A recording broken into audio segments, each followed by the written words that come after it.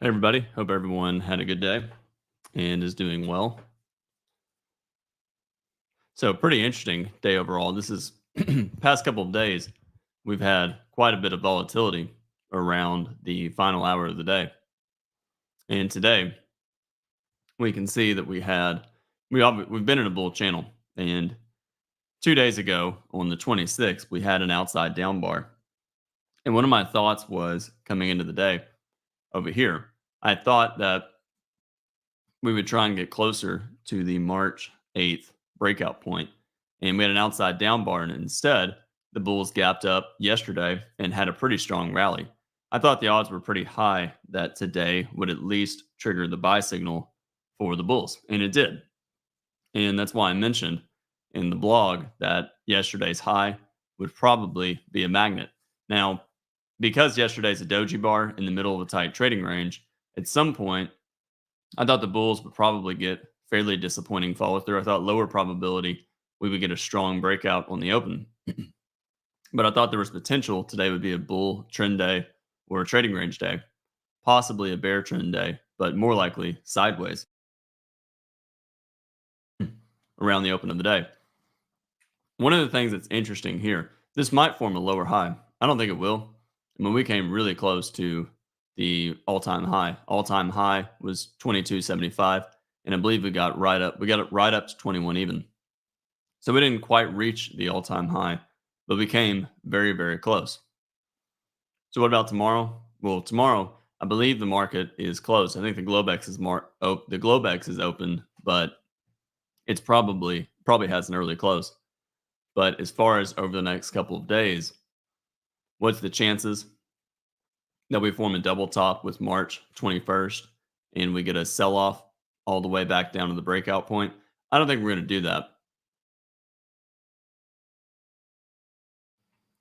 One of the reasons why I don't think that's going to happen is because I think more likely we're going to trigger the buy signal above March 21st and stop out the weak bears. So some bears, let me adjust this really quick. Some bears, they sold below this bar here, and they're disappointed. They sold, they have a stop above March 21st, and now the market's pulling back. And if you just ask yourself, what's the probability that you sell above yesterday's high, put a stop one tick above the March 1st high? You know the odds are you're going to get stopped out. So lower probability that we just get a strong sell-off and a second leg down without going above the March 21st high. Higher probability we're going to go above this high. But look at the rally. Fairly disappointing. And that tells me I think the odds are we're probably going to find sellers above and start testing below breakout points. You also have, it's worth mentioning, you also have disappointed traders. So you have buy the close bulls who bought the rally up to March 21st, disappointed by the pullback, and a lot of those bulls are selling up here, taking partial profits back at their original entry with a profit on their scaling. Yesterday, we had a very strong rally at the end of the day. And on the open today, we gapped down a small amount. But when you get a rally that's this strong, the chances of the market forming a strong bear trend or just getting a reversal down is pretty low, which meant probably buyers below bar one scaling in. Even if we got to the moving average, I thought the odds were we would be more sideways than just a sell off all the way down to the 68 low. So bar one, are we always in short, always in long? I think we're probably more likely always in long than always in short. The Bears really need to do more if they're going to make this the start of a strong bear trend.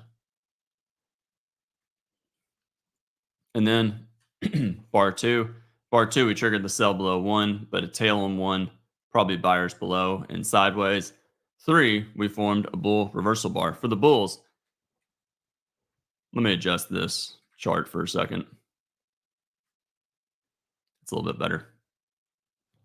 And then three, bull bar, reversal up, but sideways for 3 bars in a tight trading range. Probably sellers above one, scaling in higher, sellers above two. I do believe we're going to test up to yesterday's high, the blue line. And because of that, that is a magnet. And some bears are not willing to sell until we get up closer to that price level.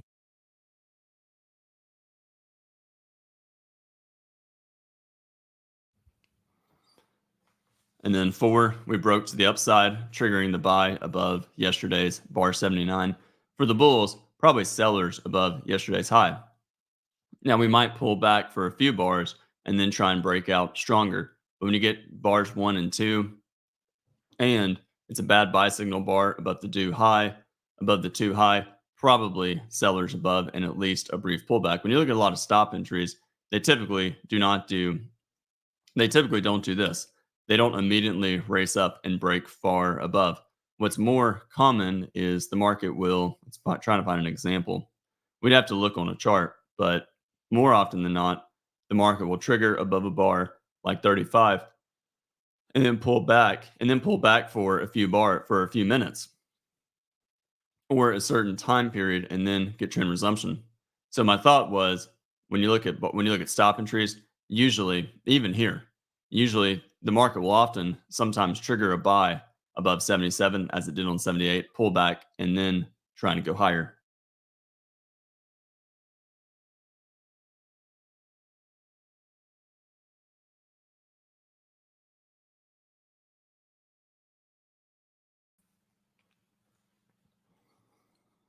And then 5, an inside bar, probably buyers below scaling in lower, probably going to get closer to the moving average. 6, a bear bar, breakout below 5, bulls buying below, scaling in lower, testing the breakout point 4. This is a trading range day, a little bit of an expanding triangle feel for it, but always in long based on yesterday's rally. And the reality is, if a trader buys below and scales in lower, they're probably going to make money. 7, bull bar, trying to break out above yesterday's high once again. Good for the Bulls, but possible wedge 1, 4, and 7. 7, as good as the bar looks, it's probably more of a sell the close bar than a buy the close bar. Yes, it's always in long, but a lot of bulls, they'd rather wait and see at least one more bar and a strong close on 8 or 9.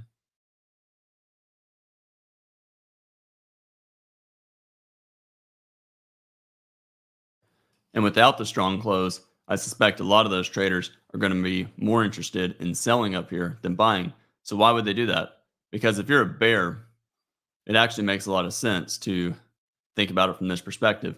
I'm going to sell the close of bar 7, put a stop up here, betting that the bulls need probably one more bar. And if they don't get their one more bar, at a minimum, we'll probably test the low of bar 7. We may even test down to the low of bar 1. So I could really have a trade where it's twice my risk. And the upside is probably limited if the trade's going to work. So a bear could use a fairly tight stop, maybe a measured move of the bar, maybe a little bit less, taking a chance that we immediately reverse down. So it's pretty decent risk reward with decent probability. And you can see on 8, we didn't even trigger the buy. We immediately went down. What about buying below 8? I would not. It's a wedge 1, 2, 3. And it's a second failed breakout of the blue line, yesterday's high. 8, probably buyers below, but the buyers may not come in until the 2 low or close to it. You can take the sell below 8. What about 9 being a failed entry bar and a reversal up for the bulls? 9 is a bear bar, and there's probably sellers above the 9 high, which means bulls probably won't buy above it. So bears, they'll sell below 8. They'll probably sell more above 9. Some bears, they wait and see the follow through on 9, then sell above it for at least a scalp. And then 10, we have almost an inside bar. It's a low one short. It's a breakout pullback sell. We had a bear breakout below to the 9 low, pullback to the 9 high, and then a low one short on 10. 10, probably buyers below scaling and lower. 11, low one, probably buyers below, and we'll probably get a pullback and then trend resumption down. Whenever you get a low one, it's fairly common for the market to pull back, kind of like right here. So 18 is the low one. Even though it's a terrible low one, it's common enough for the market to trigger the low one, have a fairly deep pullback, such as 20 or 22, and then get trend resumption down back to the 18 low.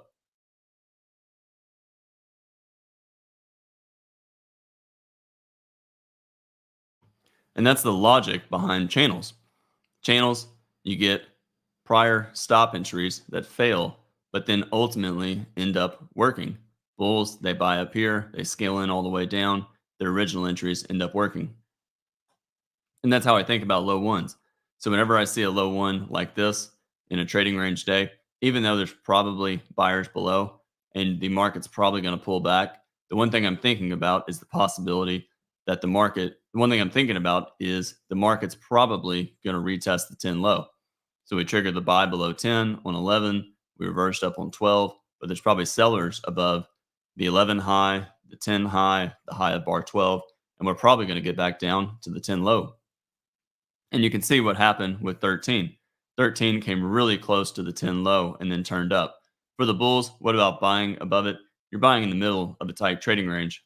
That's from basically the past 4 or 5 bars in here. And that's a low probability buy. Whenever you have a buy in the middle of a tight trading range with a lot of overlapping bars, it's usually more of a limit order market than a stop order market.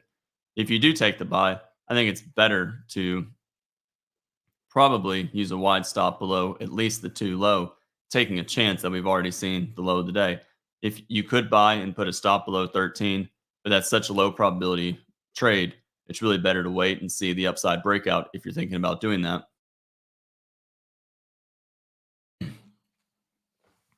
And then 14, bull breakout, closing on its high. Decent entry decent entry bar for the bulls. Decent entry bar for the bulls, but probably going to go mostly sideways. Probably sellers above 12, sellers above 13, sellers back in this area right here. Some of the bulls, they bought the close of bar 7 and they looked to scale in lower during 8, during 9, during 10. And a lot of those bulls got trapped during the 8 low. So what do you think these bulls are going to do? A lot of those bulls who bought and are disappointed by the sell off on 8, they're probably going to look to sell out of their longs, which means this bar, the midpoint of this bar, bar 8, could be resistance. And that's exactly what happened with 15 and 16. As soon as 14 went near the midpoint of bar 8, it sold off on 15. For the bears, 15 outside up bar, probably more sellers above. Outside bars in a trading range are generally low probability trades. 16 bear bar, but it's the first bear bar after 4 bull bars, probably buyers below 16 scaling and lower. Plus, you have the moving average not far below. And the reality is there's going to be bulls buying back at the moving average. 17 tried to break out above 16. The inside bar, probably sellers above, testing near the blue line, yesterday's high. And then 18, another inside bar. So we're getting a fairly tight trading range. If you look at the range, it's less than 10. It's basically, it's probably less than 10 points, 5 even to 15 even. So this is actually interesting. The range is exactly 10 points. And everybody knows this is probably not going to be the extreme of the day, which means there's probably greater than a 90% chance that we're going to break either below the 2 low or the bar 7 high. And because of what happened yesterday, the odds are we're probably going to break above the 7 high at some point today. 19 outside down, but probably buyers below scaling and lower. And then another outside bar on 20.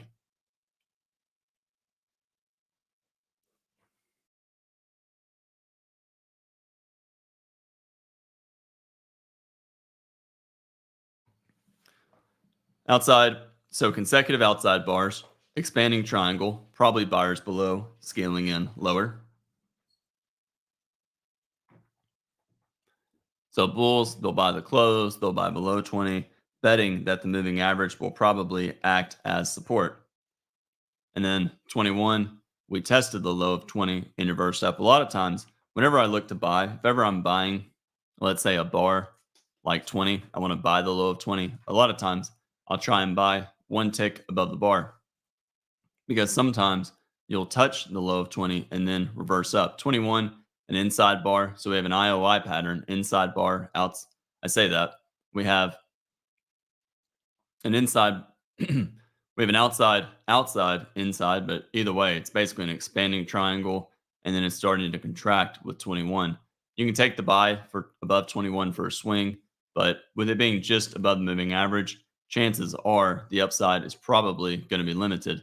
22, follow through buying, breakout above the 20 high, breaking above the blue line. Good for the bulls, but I think the bulls, they really need more if they're going to make this clearly always in long. And then 23, inside bar, probably buyers below and at least a little bit higher. Inside bars are high ones, and high ones at the top of the trading range are increase the probability that there's sellers above.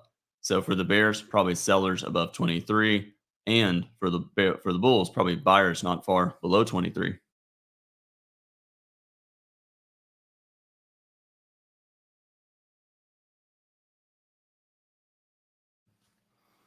And then 24, we triggered the high one, pulled back, but again, more overlap increased the probability that the best we're probably going to go sideways, probably sellers above and buyers below.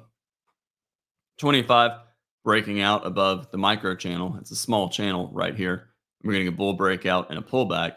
We're also breaking out of the relatively tight trading range and starting to pull back for the bulls. The one thing I think at this point is for the bulls continue to fail to break above the yesterday's high. They tried here, they tried here, they tried here, even here.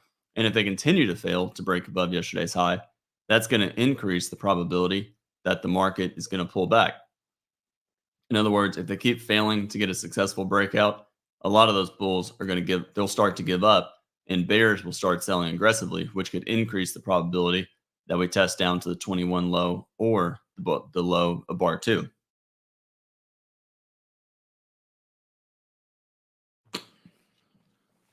And then 26, bear breakout below the 25 low, good for the bears. Probably going to go at least a little bit lower, but we're right at the moving average. And so far, the bulls have been buying at the moving average. And the reality is they're probably going to buy more below the moving average. So for the bears that want high probability, a lot of those bears, for the bears that want high probability, they really need to wait for closes below the moving average. Otherwise, chances are sideways is going to be the best the bears can expect. And then they got to follow through bar 27.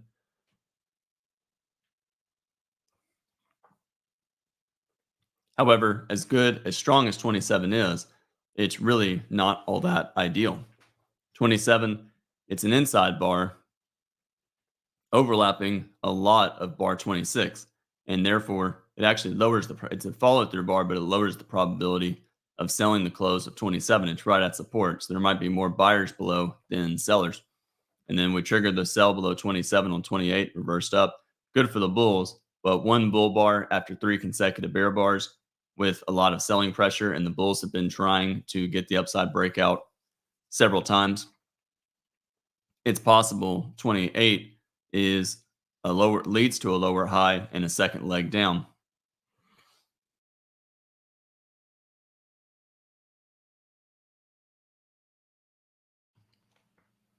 And you can see what happened with 29. 28, big bull bar. 29, no follow through.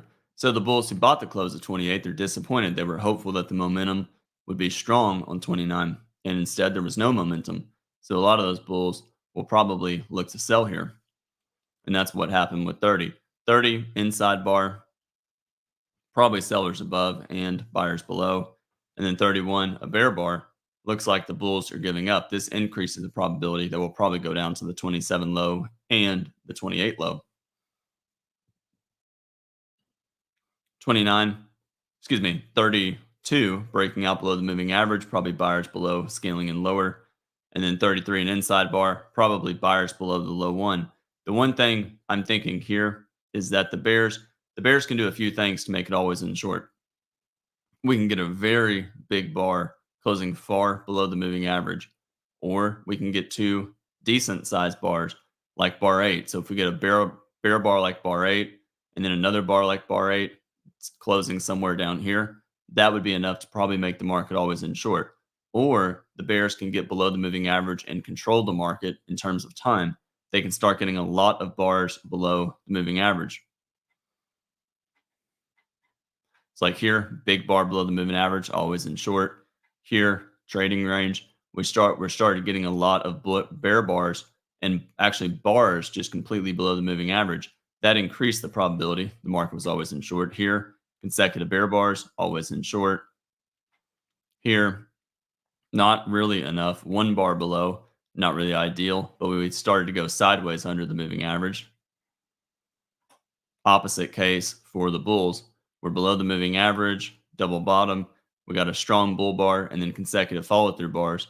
So 40 and 41, always in long, probably going to go higher. Here, completely above the moving average, somewhat of an expanding triangle. So we gapped up, we're going sideways. Not quite always in short at this point, or even here. But we have consecutive wedge tops. We've tried to reverse up, we've tried to get the reversal or upside breakout several times. If the bears start getting a lot of bear bars closing below the moving average, it'd be always in short. Not quite here. They got below the moving average here. That's good. We formed a lower high and a surprise bar 43. That's good. Let's see if the bear bar, let's see if it gets followed through. Follow through bar, bull bar, but then another bear bar. The bears are starting to own the market below the moving average. And then here, consecutive bear bars. It's possible this creates a measuring gap. They tried, and now count how many bars are below the moving average. We have 1, 2, 3 bars that aren't even touching the moving average that are below it. That's a sign of strength. And eventually, if the bears continue to own the market below the moving average, you get this, a bear breakout and a couple of legs sideways to down. And in this case, I believe we got near a measured move down. Pretty close.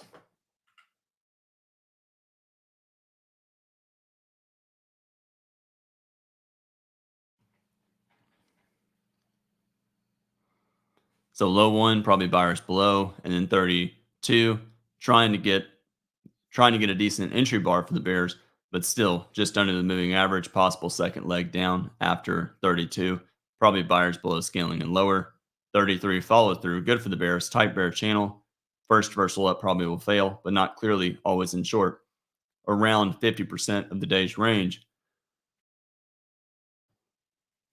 And the bulls will try their best to get some kind of bull channel. So the bulls want this. Here's a high, lower high, drag it down. They'll try and get some sort of bull channel and buying pressure at the bull channel line or the bull trend line. 36 reversal up, right around the trend line. Good bar for the bulls, but let's see. We've had a micro channel since 29, and we haven't had any bull bars with even a body that was a one or a two tick body. That will increase the probability that there might be more sellers above 36 than buyers. I think it's okay for bulls to exit, for bears to exit above 36 and look to sell again. And you can see what happened with 37. As soon as 36 closed, you had traders hitting sell the market. And you can see it's kind of a small final flag. It's basically a test of the 33 high. The high of 33 is 1275. The high of 36 is 1275. Whenever you see a bull bar, you never know if it's just a buy vacuum test of a certain price level. And bears will, when the market rallies, you'll have bears. Excuse me.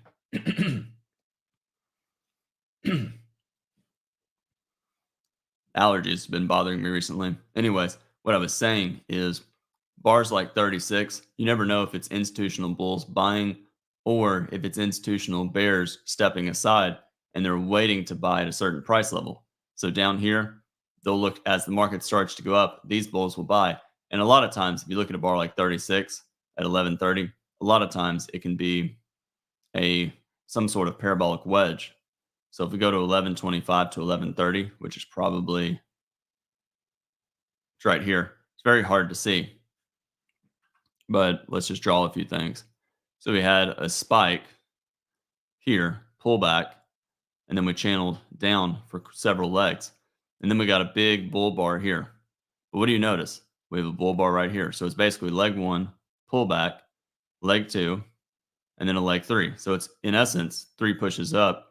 Even though on the 5-minute chart, you look at it and say, wow, that's one bar. That's why Al mentions when you're trading, a lot of traders pay attention to the formation of a bar because it can give you a lot of information. You can't see what 36 did on the 5-minute chart, but if you were watching it closely, you could imply this is what you can infer. It's 2 legs up in a trading range day. Whenever you get 2 legs up in a trading range day, there's added risk of reversal down.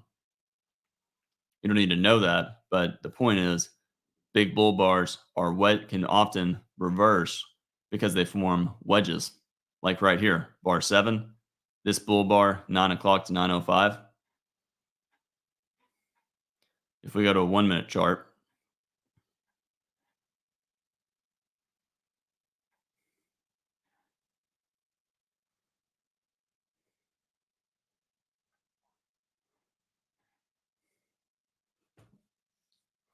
it's hard to see, but we basically rallied, pulled back, rallied, pulled back, rallied, however you want to call it. It's a micro double top testing these highs.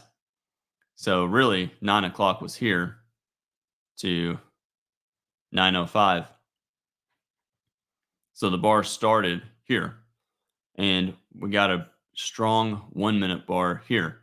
And then minute 2 rallied and had a very deep pullback. And then minute 3, 4, and 5 tried to retest the highs. So the point I'm making is this: the bar right here on bar 7, it raced up quickly during the first minute. It rallied on the second minute, made the extreme of the bar, and then pulled back before the second minute closed. And then it spent the third, fourth, and fifth minute trying to close near the high of the bar. That's basically a higher high major trend reversal on a small enough time frame. That's why Al says strong breakouts don't get deep pullbacks. They don't allow traders. Strong breakouts look like this. They don't allow limit order traders out of the market.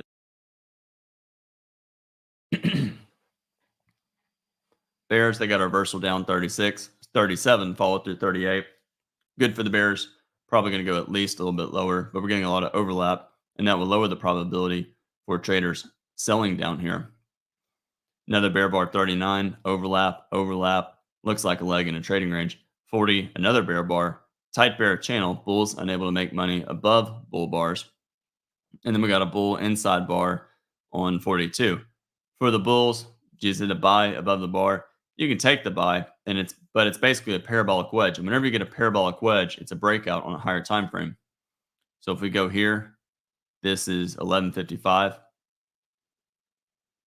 Let's just go to the next bar. Let's go to 12 o'clock just to get a whole number.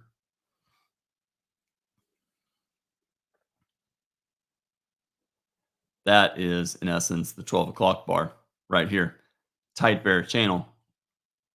That will increase the risk if there might be more sellers above this high than buyers. So as good as this bar is, there might be more sellers above it rather than buyers.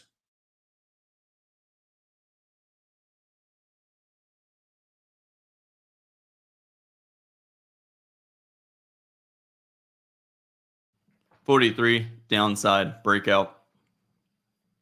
Bulls still trying, bears still trying hard to get a bear breakout below the bear channel. We have the bar too low, not far below, so we may have to get there. But I suspect buyers below scaling and lower. This looks like a leg in a trading range, which means 75% chance bulls buying and scaling and lower are going to make money. But when you have tight channels, they can lead to downside breakouts. Bull bar 44, probably sellers above. And then we got 45. What about selling the close of 45? I would not. You're at the bottom of a trading range after a fairly strong rally, and you're getting a lot of overlapping bars. Probably buyers below the 43 low, buyers below the 45 low, scaling and lower. And then 46, bad stop entry above the bar increases the probability that we'll go sideways to down. But this does not look like the start of a strong bear trend. This looks like a leg in a trading range, which means probably buy. If you buy below and scale in, you're probably going to make money. Inside bar, probably buyers below. 48, a bear bar, but not where are the measuring gaps. 49, another bear bar. So the bears that are winning in terms of time, but they're getting so much overlap that it reduces the probability. You see these tails, 47, 48, 49. That's a wedge. So it's basically a head and shoulders bottom on a small enough time frame. We have a left shoulder on 43 here. We have a head, 46, and then a right shoulder here. That's the form of a parabolic wedge on a small enough time frame. That is not what you want to see if you're a bear. And you can see we broke to the downside on 50, breaking below 46 and reversed up. What about selling above 50? I would not. It's an outside bar. It's probably going to get a second leg, even if it has a 50% pullback first. Some traders, instead of buying above the 50 high, they'll buy at the midpoint of the bar. So they'll measure the bar here, and they'll set a limit order maybe 1 or 2 ticks above the midpoint. 51, doji. 52, follow through. Now the range is getting bigger. And then 53, tested near the midpoint and the low of 51. A lot of bulls, if they bought the close, if they bought above 50 and 51 was their follow through, some of those bulls may scalp out on the next bar, anticipating that the market's going to go mostly sideways.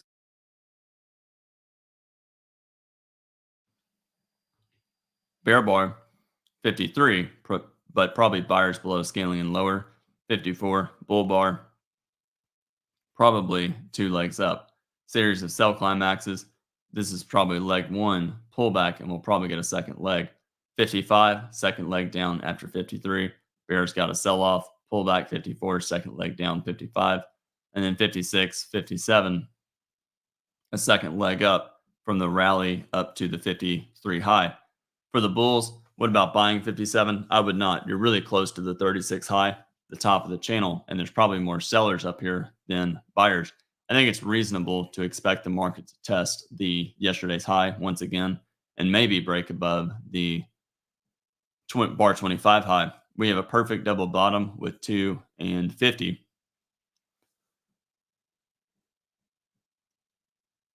And because of that, you'll have bulls buying above 50, stop below 50, taking a chance that we break above the neckline 25 and get a measured move up to the all-time high. Let's just see.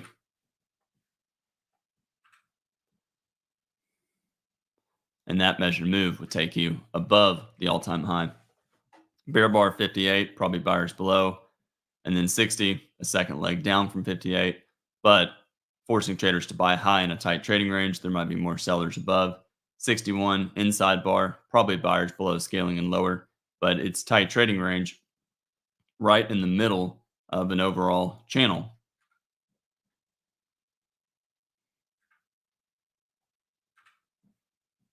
So here is the tight trading range, and we're right in the middle.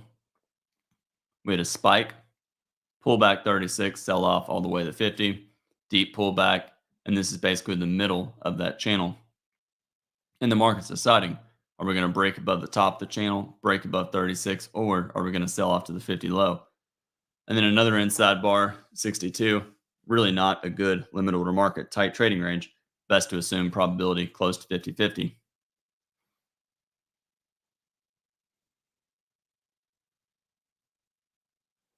And then 53, sell vacuum, test of the bar 50 low.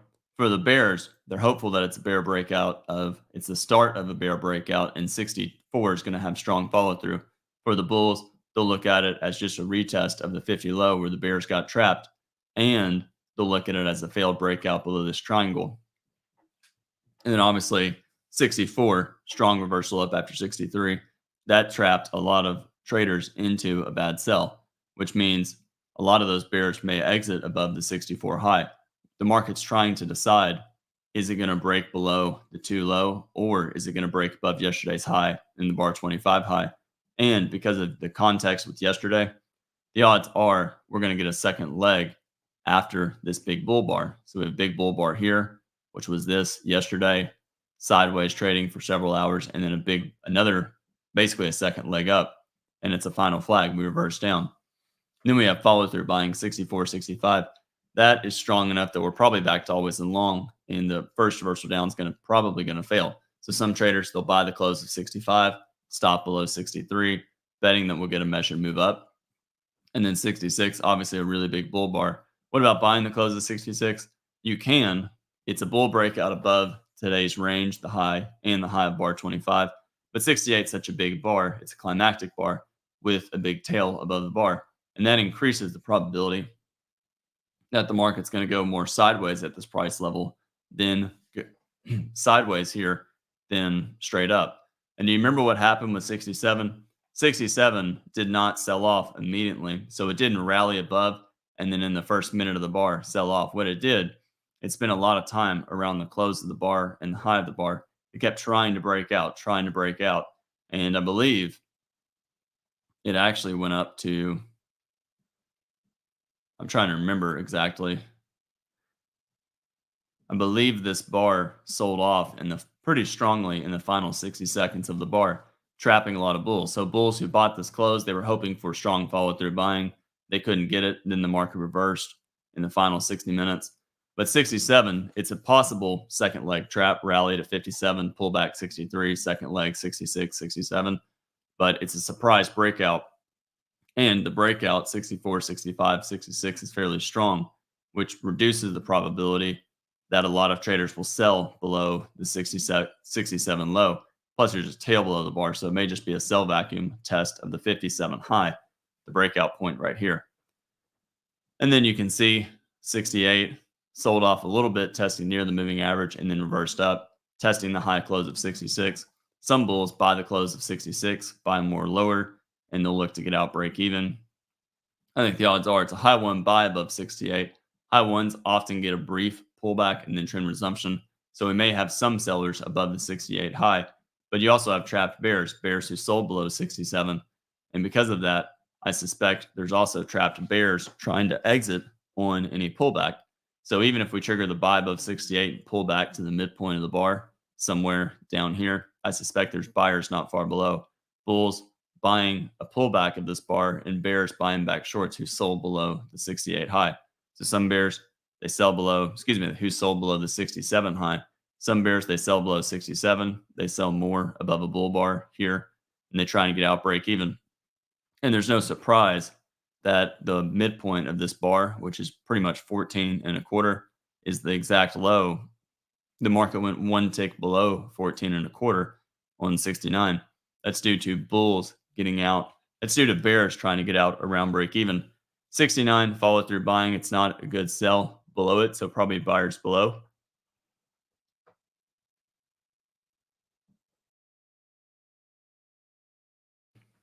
And it increases the odds that we're going to go a little bit higher and try and break above 67. I think we may try and get to the all-time high, although I'm fairly concerned with bar 67. Makes me think there's sellers not far above. And then 70, bull bar, probably sellers above, scaling it higher, but no way I'm going to sell after this many bars up. The only thing I would look for is buying. And then an overlap, so another doji. So we have a bull bar 68, doji 69, bull bar 70, doji 71. If we break out again on 72, that is a parabolic wedge. 1, 2, 3. So if 73 or 74 is a bear bar, especially if it closes below its midpoint, that will increase that'll increase the risk that we actually get a sell-off. This bar was so strong, 67. It's not unreasonable for a bear to sell below 67 here and sell more above the bar. And the reason I say that is that makes me think we'll probably get back to basically the low of 1425. That would be the average entry price of someone selling below here, stop, and selling more.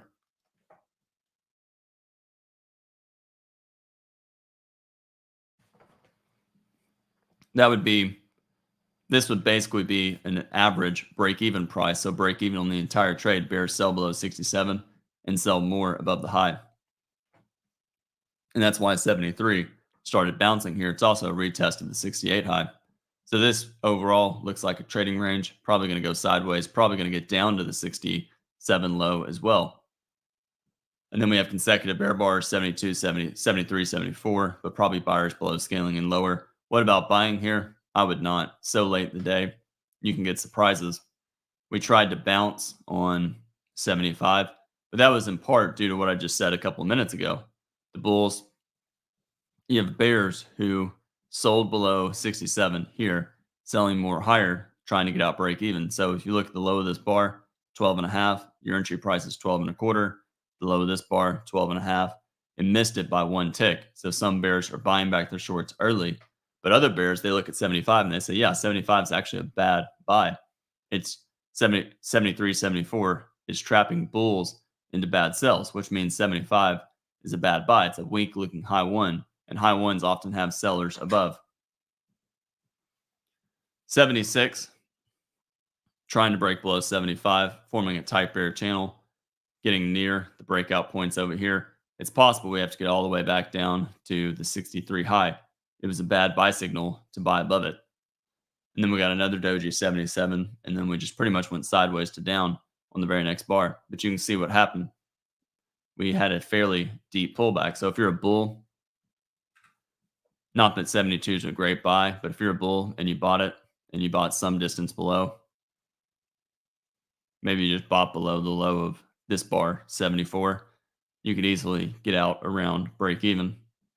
What about selling 78? Absolutely not. Sell climax, 3 legs down, testing the basically the lows of the day, 63 and bar 1 and bar 50. Not really ideal. You can also call it, it's not a ledge. I was going to say it was, but it's not. And then we went sideways into for the next few bars. For stop entries, I thought the first credible stop entry was selling below 8, but probably a minor reversal. So if you do, you probably get out above 13 at the latest. And then bulls, they'll buy above 13, 14, or better, they wait for a bull bar like 21. And then I think a lot of those bulls exit below 25. And then where do the bears sell? If a bear sells below 25, they know it's minor. It's a Walmart trade. So if they're selling below 25, their stops above 25, and they're holding for a couple of legs down. And whenever you're selling in what's fairly a tight, when in a fairly tight bull channel, like whenever you sell a bar below a bar like 25, you have to be willing and prepared to sit through pullbacks. So if you're selling early in a major trend reversal, which this basically is, bull trend, trend line breaks, higher high major trend reversal, you have to be prepared for the market to try and form several lower high major trend reversals before it works. So if you're doing that, this is not all that unreasonable. And then so bears, they can sell. I think they probably hold. But if a bear does get shaken out there, they probably sell again below 31. Bulls, I don't think that's a great buy. And then here, 36 is pretty tough. If you're holding short, what do you do at 36? I think you can probably get out. Better to get out on a stop above the bar.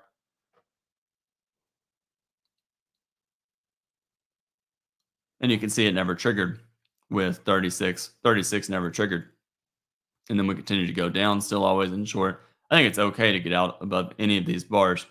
And if you do, I think it's not worth getting short again. It's really hard to sell down here. Plus, when you start getting bull bars closing above their midpoints, it greatly increases the probability that there's buyers below scaling and lower. Big bull bar, I think bears get out above 50. Bulls, they can buy. And where do they get out? Some get out below 53, but are never triggered. Others maybe get out below 58, but again, not all that ideal. This may just be a complex first leg that will lead to a second leg up. And then I think bears certainly get out below 61 or 62. Excuse me, bulls get out below 61 or 62. Bears, they can short, but if they do, they have to be prepared for a possible sell vacuum test of bar 50 near the 50 low and then 64 reversing up. Trading range generally has 50-50 probability. And then we got a bull reversal 64. You can buy above. I think the bears get out for sure. Bulls buy above it. And where do the bulls get out? I think they can probably get out somewhere up here, maybe a couple points below 72 or below 73. You have a big bear bar here in an overall trading range day. And like I said, that increases the risk that there's sellers above here. And we're going to pull back to the lows of bar 67. And then bears, do they sell? I would not. I think it's better just to wait, let it go and wait for tomorrow. Let me take, okay, in limit orders, I thought buyers below 1, sellers above 2, probably sellers above bar 4, sellers above 6, buyers below 5. I thought even though 8 is a big bar, I thought probably buyers below, although it's better to wait and see the second leg down. I thought buyers below 10 made a lot of sense. Buyers below 12. Hard to buy below bars here and sell above, but it's sensible.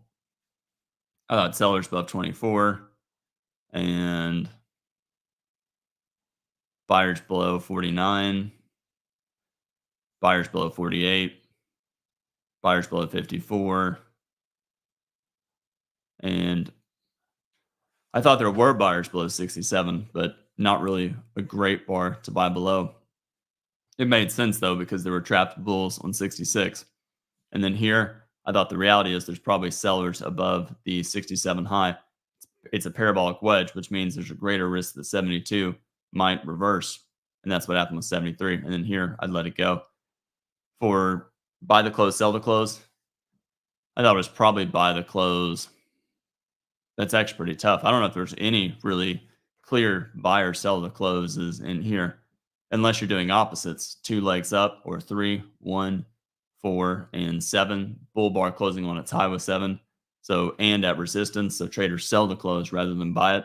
And then somewhere in here, probably bar 65. It was probably buy the close 66, buy the close, but a big bar and a climactic bar above the highs. So you know what I'm going to say.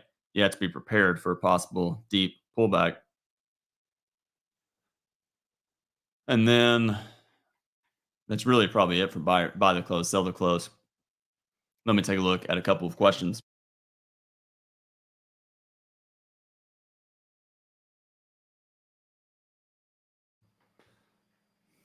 I've got the questions on the other screen, so I've got to look down as I'm reading them on my laptop. Okay, question. Hi Brad. Why was yesterday's bar 8? Let me go to yesterday.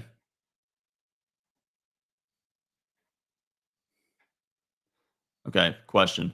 Why was yesterday's bar 8 a low 1 here?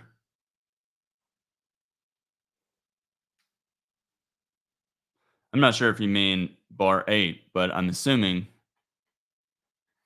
you're talking about. Oh yeah, sorry. I was reading the wrong bar. Okay, question. Why is this bull bar here, which is bar 8, a low 1 when its low does not go below the prior bar's low, nor did the prior bar's low go below its prior bar's low?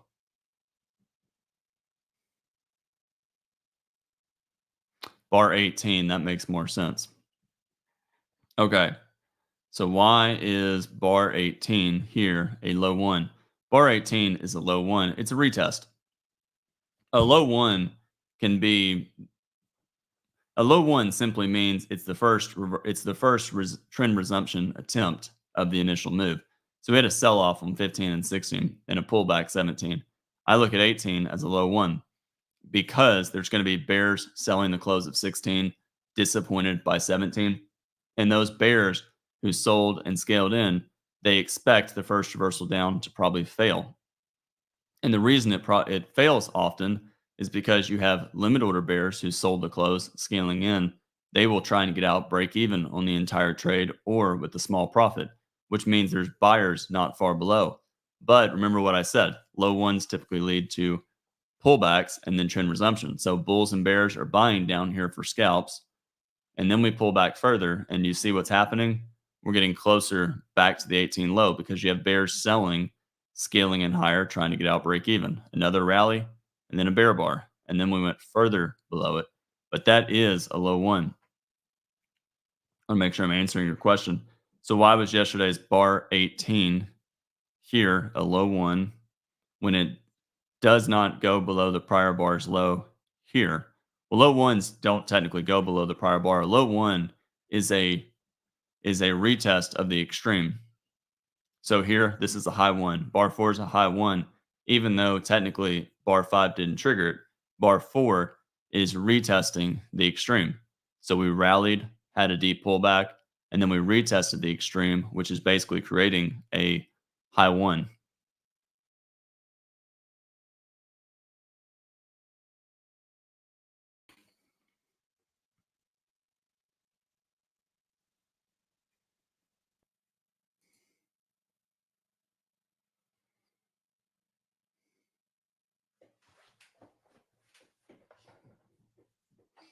Let me take a look at some more questions.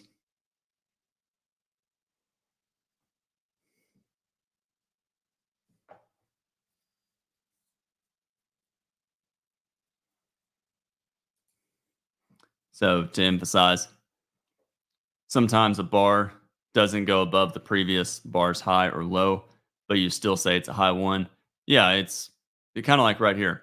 High ones are just retest. So I'm trying to think of the easiest way. I don't have a good way to draw it, but a high one is in essence a retest of something. So here, traditionally this is a low one. Like for instance, bar 11, that's a high one. We keep going, getting new highs. We broke out to the upside on bar 10 here, pulled back. 11 tried to rally, and if this bar, if 12 would have triggered the buy above 11, we'd call it a high one. Even though it's an inside bar and it didn't trigger, it's still the same logic. What you have to do, trading, what's really important with trading is these patterns, high ones, high twos, wedge bottoms, wedge tops, major trend reversals, buy climaxes, sell climaxes. You have to learn to think about logically what it means. That is far more important than what you call it. Not everybody is trading a 5-minute chart. Plenty of traders are trading a 1-minute chart or a 10-minute chart or a 30-minute chart or a 100-second, or some sort of second chart, a 6-minute chart, a 12-minute chart, or they're trading volume or ticks. There's so many different types of charts you can trade. But the reality is a market is just a series of data points and all these trades that are happening during the span of 5 minutes. And the reason I'm saying that is markets are fractal.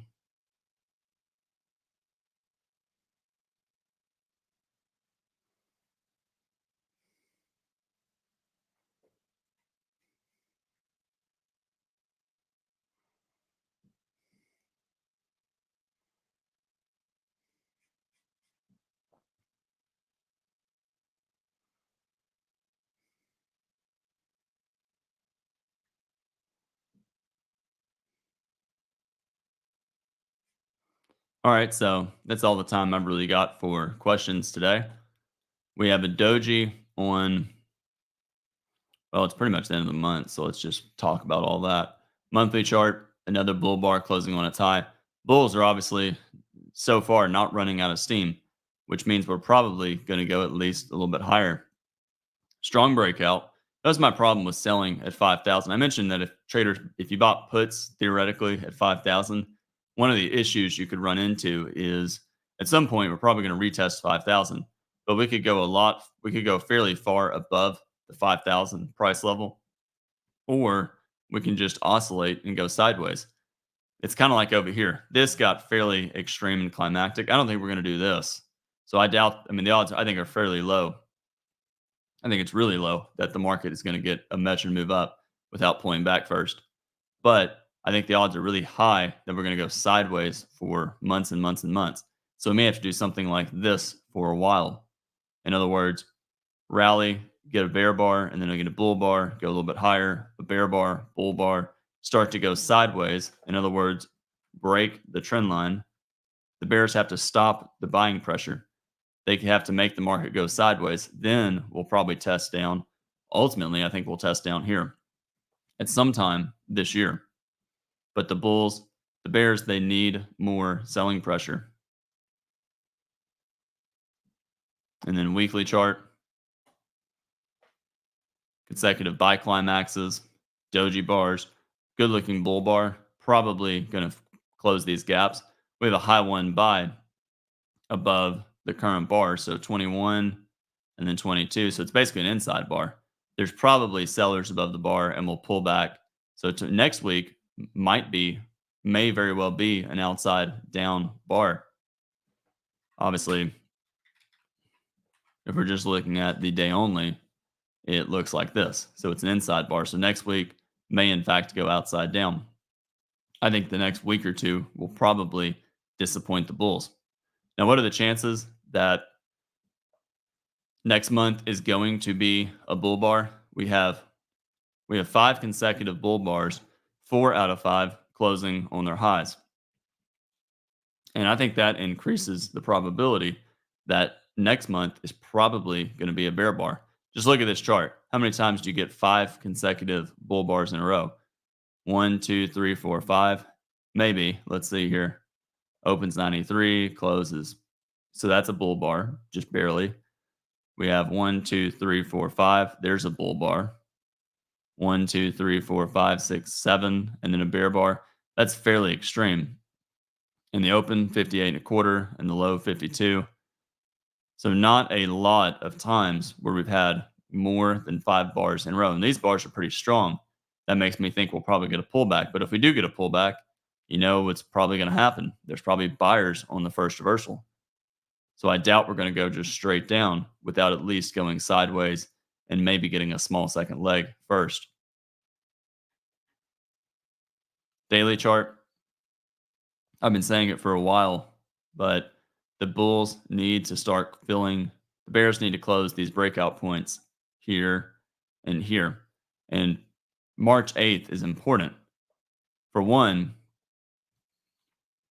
they need to show signs of strength and prove that bears selling the March 8th high or the high right here, March 13th, or the high right here, March 18th.